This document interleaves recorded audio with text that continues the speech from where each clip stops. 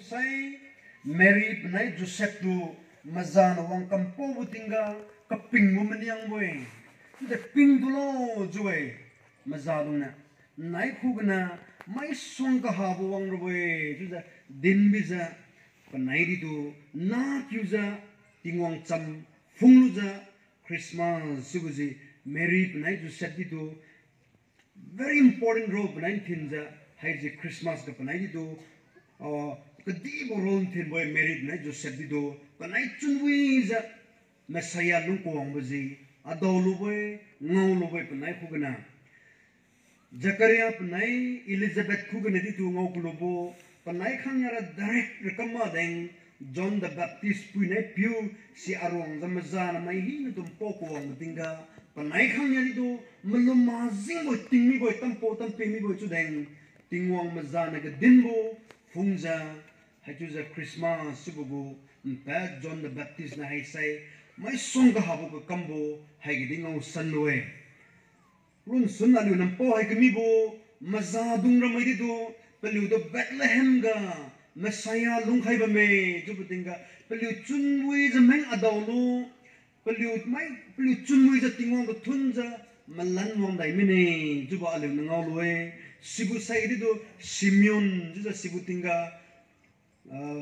Jerusalem ga lung ba me tingmi boy judai pa tingwang do ka simai juwe patura masan bo hiupuina na patu dinai juwe Simeon nang sai makhaga Messiah tu nang ngorboy nang sai makhaga Messiah Jews mugu chowang pidu nang ngorboy juza patu di din rai mi boy Jesus Christa do Jerusalem sarakiga temple ga patu ka haibutinga wanu ngoluza tingwang do thonni boy ina gunji ka bambo ago Messiah ago chowang do juza Jesus Christa nge pune do punnuza tingwang do thonni boy I saimidi juza toira mazama za din pami boy chunbuiza Jesus Christa do adawlo boy wise men kan tingmara mai di do aliu mai hinena siji ka bambo wang Jesus Christa do adawlo ko homluza malan wang dai mi boy Jesus Christa Bethlehem ga lungkuang batinga chumai ka king hai chuza paliu chunbuiza Messiah do adawlo za tingong do thongubo ngowe tudeng siga ka siamara piliu lung tangka mamai dia hai ka padai ni boy mahine na siji ka bambo chowang Herod chupizira pelung tangka mi boy hai ga kan tingmai wise men maramana Jerusalem go wangza alu tigan sai gan biu sai sui wang kim boy Jerusalem ga Jews mugu chowang piu mana wang ra boy tipi tu sinadu mana hai bam boy chu jeng na aliu adawra dip tu ko homra wang kim boy chu kidim mutinga Herod ra pelunggi ga disturb mine juwe ka bok mine juwe ka man ma ba mine I chowang ka diu go chowang de go wang lo chu da pa pelung sami boy chu de pemun gnara koi bu tha kamza bam deng tuji Haram mari tu alium pong uang dene hai gene siglobo Jesus Christa Bethlehem da lungkuang betingga cumai ka kengzi piliu chunmui luza tingwang do thun luza toidam ting tengkring bo cumai keng ngolobo itu de Herod piliu kumdra Messiah lungkuang betingga pelum ka pumbo pelum ka nyubo kaman mabo cubaji pelum kiga ka sabu tami boy aliu to hoy Christmas su kam jaga bamatinga aliu ditu pelu chunmui da Jesus Christa do adaw kulumai kumrma maksai Herod kumja pasanga sapi thurma aruna tuja menyuja Christmas tinga ntaine di nusunai di kamong daira boy sibutinga aliu rim khai mai hina ka khengkamja tingwang Jesus Christa Messiah azeng na luwangai chubugu thoi damji ngaulora aru kamkhain thaina alu du dinlo chubu alu go topic sai Jisu new Nazareth gasu mui khangbo haiji alu gospel madai bame Jisu Christa ra cham manapa klubuguna ka sai buguna malanwang dai bora cham gospel madai Jisura cham masan sak rau hai ka bambugo ari khom ma dai fui ko ambaga Matthew bunai lugu Jisu Krista mui ka khangbo na ma ting na tu mui ka khangbo ji tai na rau hai ba me John jubugura Jisu Krista na ka khangbo ting rau hai ma Mark gware khom di fui khai Jisu Krista tu na bu ting na mui khamra rau hai sunma gai tu deng Matthew bunai lugu ari khong rau hai budi tu rau ma king ma gai sumai ramaran de kamza rau ma king ma zalo chubam deng wa ka simane ke dinbu Jisu ra chamji pa khiang rau kam sai ke dipiri bam ha mer boy bam har boy ba khai har boy chu boy se mana hai gen season globo asong ga habu taina run rau hai bam deng taina alu pon cham rakam khai Jisu Krista Nazareth beso mui khangbo jubo tra cham siwiri jengmana alu taina pugu background di fui khai Jisu Krista Bethlehem ga manna kami busaiga kan tingmai wise men wang atu chuang herotu adaw jam pause ga bam tinga haipunam ga Jews mugu chuang piu lungwang ba me chuwe adawra mengkin boy ko homra mengkin boy chuja ka dimbu tinga herot chupura pelung tang tami boy sibu tinga pana pelung ru pumbam pelung ru chriubam pelung ru thiumi budeng pamun lampan pazulam pang koi bu thakamja hai mar mai du dinne kan ting mai du new mengza adawluja ko homluja atudi wang din khailo idi tu meng ko homne karra bura cham din mu boy Jisu Krista long ko am tinga karra buri sibam ni boy mai hinene sije ka bambo kan ting maram mai do mazana dinja malan wang ko ko diu bom puilam na tamilo chubu dinga Herod je khonja ka bam tinga malan wang tamine Bible ga nang ko lubo hai kan ting mai do pelom pumine jowe pelom pumine nekam za arad jolo I chuang pu hu gan nekam wang dai ma jolo chu za pelom pum je ka bam tinga pan other people mi boy alu ramga agu kdiga piumna ting kum niang hang mai hina dum piumna do kam sa dok melo jowe siga kam sa kuang matinga mo ma za Jisu Krista do kam sa sakro pa si jengna meng piuza kam sa dok melo jowe kam sa je kuang matinga nam ramai do Jisu Krista jengna sai haimi boy namai chmai ka kenji Jisu Krista jengna sai haimi boy hakumbu paji tohaira menja kamsalo jo order pikmi budinga tingwang go program sai Jisu Krista go program sai asong ga habu sai mazadungna haigadi mpodai mi boy Joseph nai Mary do nai nge pono do mazangluja Egypt lanta solo jowe aji I taina background din mambo siwira Egypt lam mengmi boy pelu du kedin bo sig meng bamlo mazana dine alunan new to din makhatin de din rambo alunan din kamatin Egypt ga new bam new lo jowe Egypt ga lunghang butinga sarachan tu haibo Herod ji Simon jubo stumi boy to hoira pelu mazana pelu dum po dai mi ba Joseph nai Mary do nge poino dum mazang za Israel lampan mazang ta dai melo jubo ka din butinga meng tang hai mi boy chubu tinga Joseph ji pelung chriu dai mi ne jowe de kam zalo sai Herod pe pure sai mi budeng pana zai ka sabina chuang fung dai bamja wa ga za ndara tam fuse ga bam butinga siluja anna dun churobo juja manang ja ka bam butinga mazan dine jowe Joseph Mary nge poinu do mazang ja Nazareth lam meng solo jowe Nazareth lampan mazang meng dai mi boy Nazareth dina Jisu Krista boy akhang boy si jeng mana alu Nazareth Jisu Krista jowe alu liang mai keting mai apuya pu mana ka khengam sai Nazareth Jisu Krista jangana amen juja ka khengni kangkam boy ni kam dolo sai pa Bethlehem ga lung boy chuda hakum bu chkhon chala jengna patuji pabam katam long phung ta loza pa Nazareth dina akhang khangbo chubuji aliuna haiji Bible gane di haiji season loe sai hai pandi chuza Nazareth gam na mui khangbo kulu din kami hukum ja characham ra kingma ge chudeng taina ka bamudi du din kam lage tingwang chamra verse khadi du kabala ka sumdai din boi boi chudeng si pekhyang din sai si du thengju dai nya si jengmana khaya rong da taina chu din khai tarene Joseph nai Mary ji Passover feast haji kenpat bungi jubuji Jerusalem ting kumachang haji kamune da Jews muku gra chingi di ka thubuji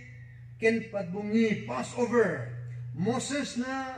paliudu Egypt gana kanan ka diga mazang kenpat khaibo chubugu chingi di ka thuboy sibukumja Joseph nai Mary didu Jews mugu custom Jews masai jai suiza in kumachang na Jerusalem ga menja haibu chingi ga sui jo Bible ga romasan sak haiba muna haije sai Mary pnai Joseph ji kamlo subut jai bi khyamra suiza ka bamgo kadi pri lampandi tingin lampangudi champhung ja ka bambune tuja ting kumachang na chutta ja ka bambo toera Jesu Krista ting kum kriunia kamne jo Bible ga na romasan sak haiba me chubo ke diu kum dita zabam de ke diu kum gura rom khai ma Bible ga record fui go amura chide ting kum kriunia bu ting di ke diu kum kameng kum ja ting kum kriunia kum di menge joe Jesu Krista du Mary pnai Joseph na mazang ja Nazareth dina Jerusalem hai beliau Jerusalem ga hai bungi hai bo kenpat bo Passover chubo go singizi tat bene joe men i din dunra loi kami busai ga malan wandai mena mai hi na pakki ga Jerusalem ka bamai di Jerusalem ka plu ki wami Nazareth lang ka bamai di plu lam chuk katam bo pakki wang kam ginu bidinga Joseph panai Mary hidu malan wandai mena joe Bible ga ngau kulubo Jesu Krista di panai sai suibam di sila chubune nge poina ting kum kriun ni aro na boy ta zata bambu Jerusalem kin palo zo wi lam tak mi busaiga panai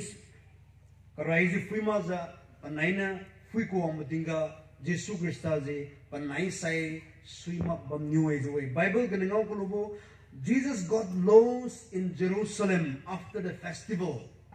hai chingi kam ko lobo saiga Jesu Krista tu si mahami boy tu Bible kena ngawluwe sibutinga wang zapelu ram kilam puiki kena Joseph penai Mary ji pana Jesu Krista tingkum kriunia runa khai na khai piu mene joe Bible ke dirau hai je bambu peki dumai puku relative mukhu budin menyue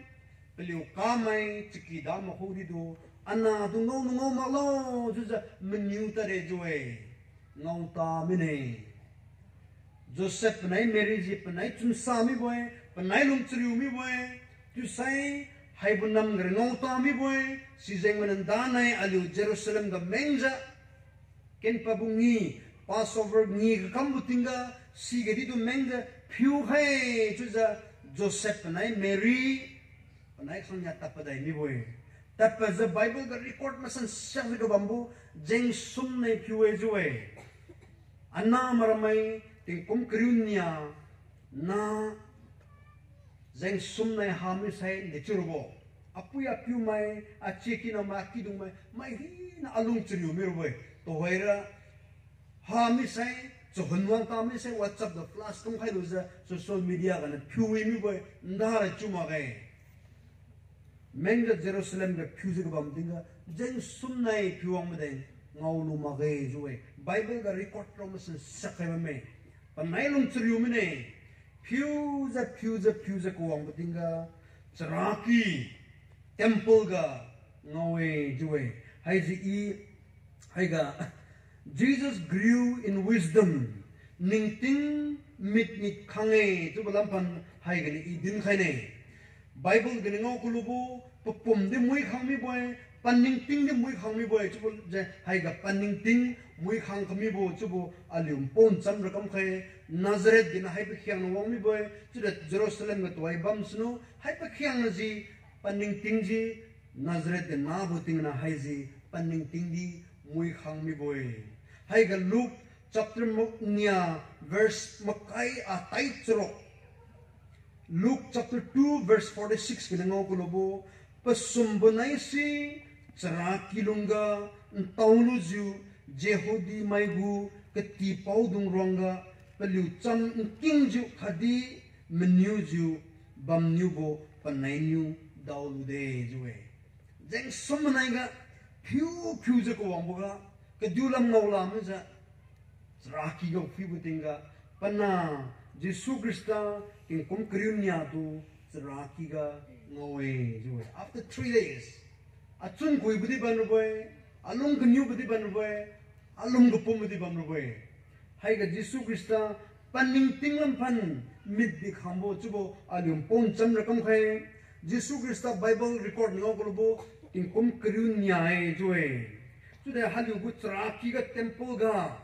kati paudung wa sikam sukmai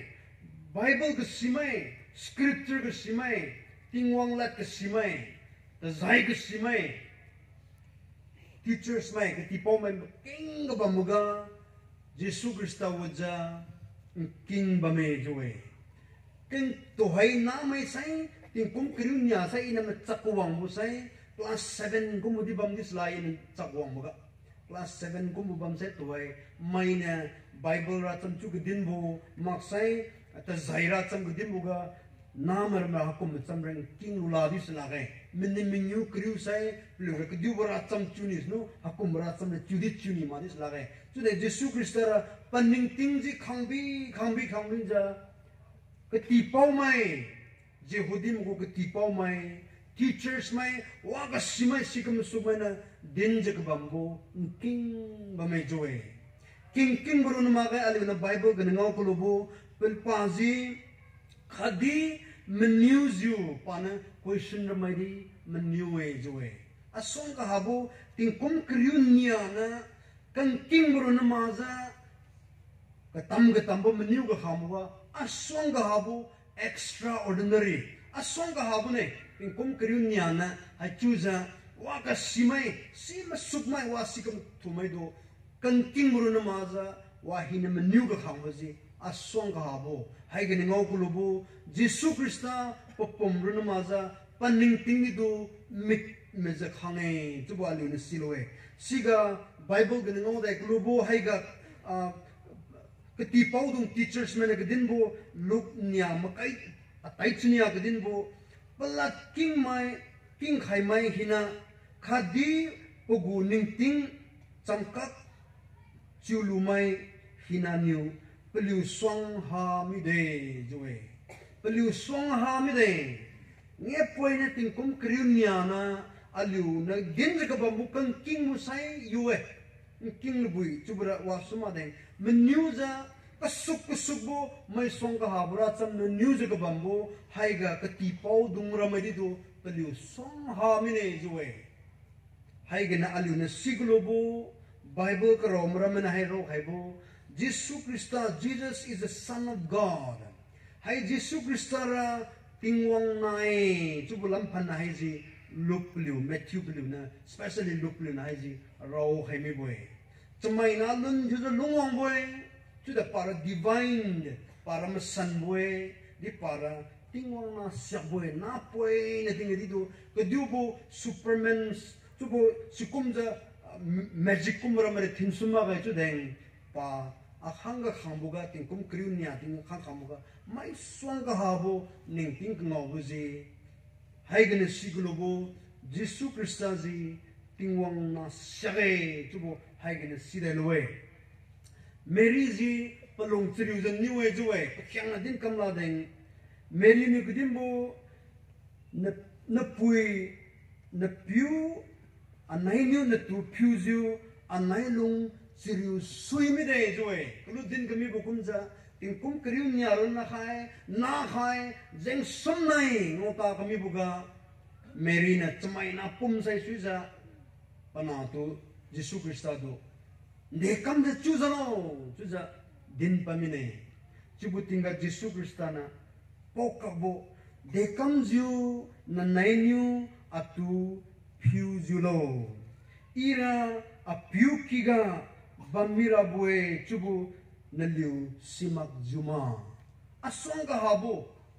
chamaina ra hakum chamje din palabo da asonga habo na bo tingane di haire tingwang na sage chukulu buji panak din bo dekamza nai atu fuzolo chubugo parambasa ke siamara bible kinuza ya Yesu Kristani do pupuina ke tu de chapang thumano nang mahamija into fuza anai nung triuza ke bamutinga nai dekamza tu fuzolo chuk din buji pathoma ge chuza mening bamlo bodeng alu na bible foi musui sain Yesu Kristana hai ke dimbo nai dekamza tu fuzolo chubugo paking sai ira kedipiri lungkuang bu ina kamrabu praga tubu sai apyuna kedinbo tingin lampana tu kamlo chubu ngamji I kamleng kuang boy juwe sizeng mana pazi ceraki gedi bame bible ramai scripture kamasan racham pampose ke bambuzi haizeng ner pazu dimboy chulu sai ga haiga kedimbo Yesu Kristana puine pidu kedimbo paking sai nai khugi bamru boy akilung ga bamru boy chude wanga ji I atu phuluma sai ndegan phu kharlo traki gi bamru sno kediu bolam pan inde bamru lo chubugu haiji ro haibame chuza wa ka simena ro hai ka semara bible kin khairo ji ya dekam za tu phuzolo warme apui pidu kombo la kedimu ji apui pidu chukhong ti ma ga chubamru buideng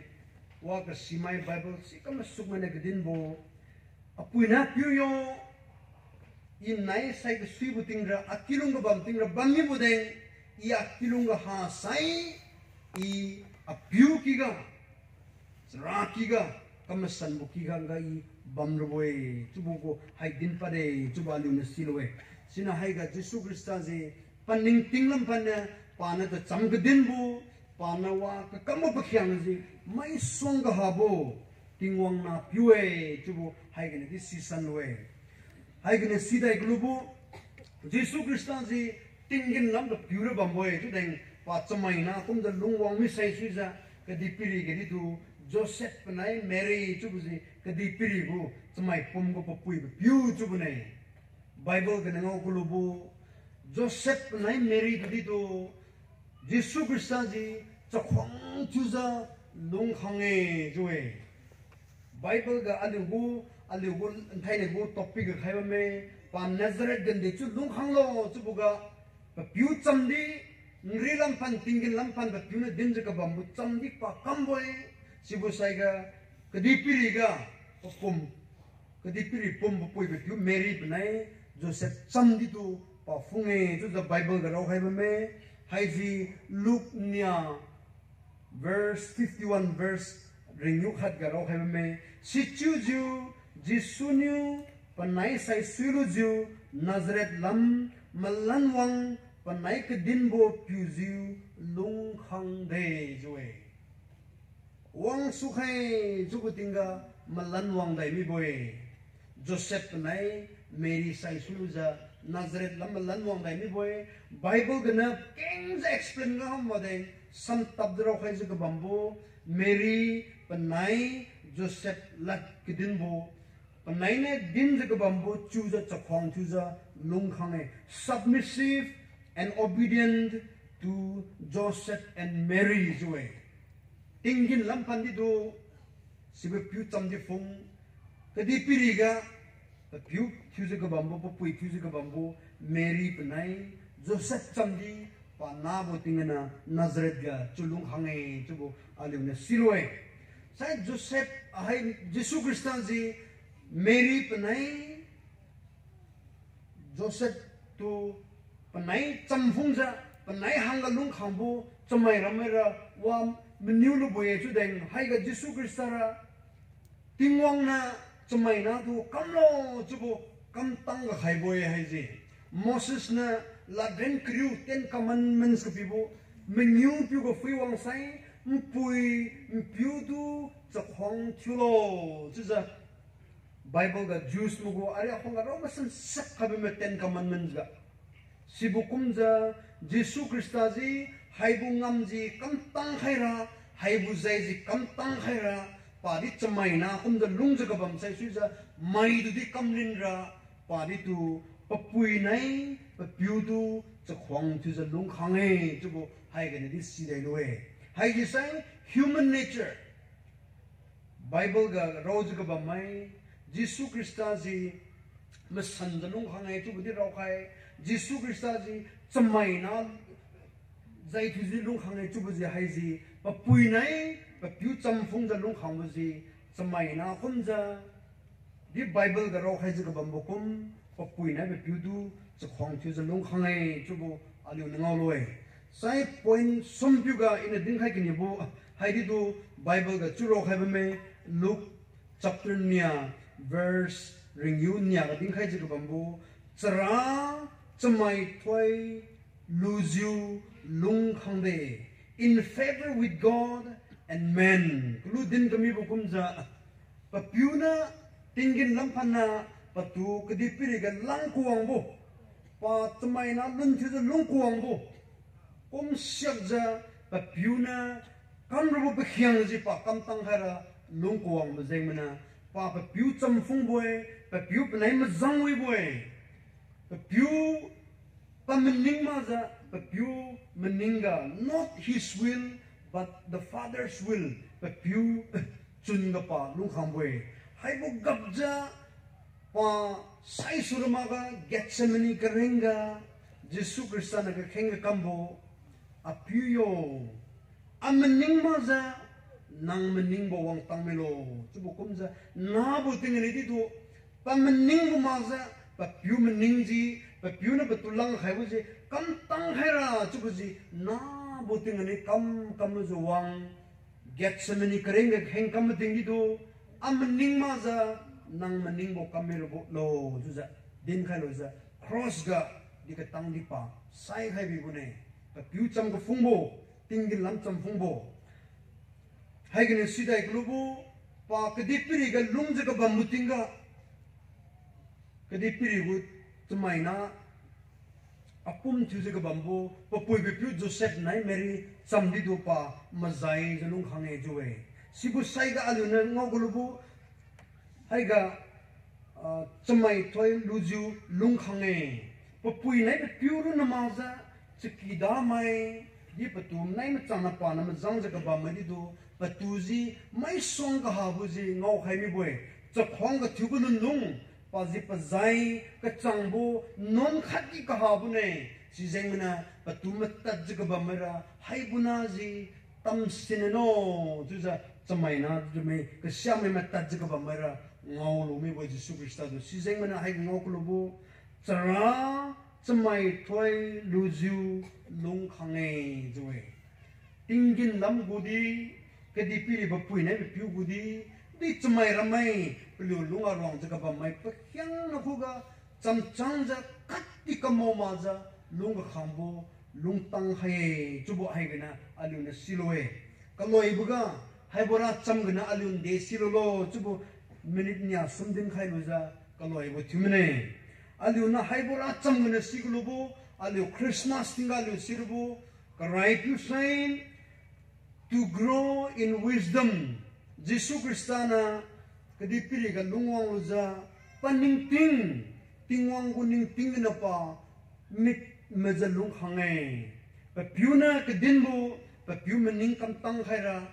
pugu ning tingji mit meja mui khange papiu mening menyang kambe cobo ngau kulu bokum aliu Jesu Krista do lu hai kami mai tura aliu Jesu Krista do lu hai kami mai hinara aliu mening di kamba me tudeng aliu mening song a mening maza